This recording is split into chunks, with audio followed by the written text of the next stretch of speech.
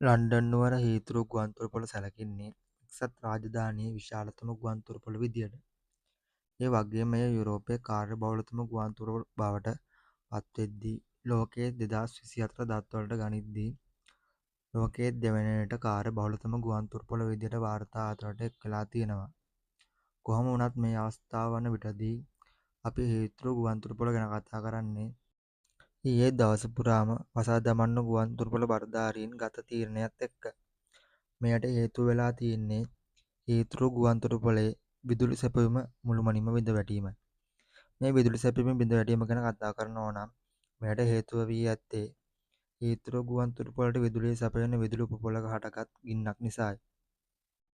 ඒ අනුව ගුවන්තොටුපළ නැවත විවෘත කරන අවස්ථාව වන තෙක් රැඳී සිටින්න කියලා ගුවන් මගීන්ට බලධාරීන් උපදෙස් ලබා දීලා තියෙනවා. ගුවන් ගමන් වාර රැසක් අවලංගු කරලා තිබුණු බවට වාර්තා වෙලා තියෙන අතර ඇතැම් ගුවන් ගමන් වෙනත් ගුවන්තොටුපළ වෙත හරවා යවන්නත් සිද්ධ වෙලා තියෙනවා. ඒ අනුව ඊයේ දවසේ ඇතුළත හීතරෝ ගුවන්තොටුපළට එන ගුවන් යානා හා හීතරෝ ගුවන්තොටුපළෙන් යන ගුවන් යානා ගත්තට පස්සේ ගුවන් ගමන් වාර 1351ක් අවලංගු වෙලා ඇති බවට තමයි විදේශ මාධ්‍ය වාර්තා කරන්නේ. ගුවන් සේවා විශ්ලේෂකයන් පවසන පරිදි 1,45,000ක පමණ ගුවන් මගීන්ට බලපෑම් එල්ල වෙලා තියෙන බවට වාර්තා වෙනවා.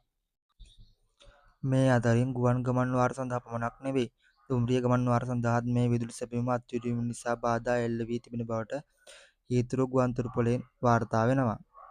ඒ අනුව ද හීතරෝ එක්ස්ප්‍රස් කියන දුම්රිය සමාගමේ ගමන් වාර සියල්ල අවලංගු කිරීමට තීරණය කිරීමත් එක්ක දුම්රිය ගමනාගමනයටත් මේ උපපොළේ හටගත් ගින්න හේතු වෙලා තියෙනවා. ලන්ඩන් ගමනාගමනයට දැඩි ලෙස බලපෑම් එල්ල කරලා තියෙන මේ විදුලි උපපොළේ හටගත් ගින්නට ඇත්තම හේතුව මොකක්ද කියලා තාම එරට බලධාරීන් ප්‍රකාශ කළා නැහැ. ඒ සම්බන්ධව තාමත් විමර්ශන කටයුතු සිදු කරමින් තමයි පවතින්නේ.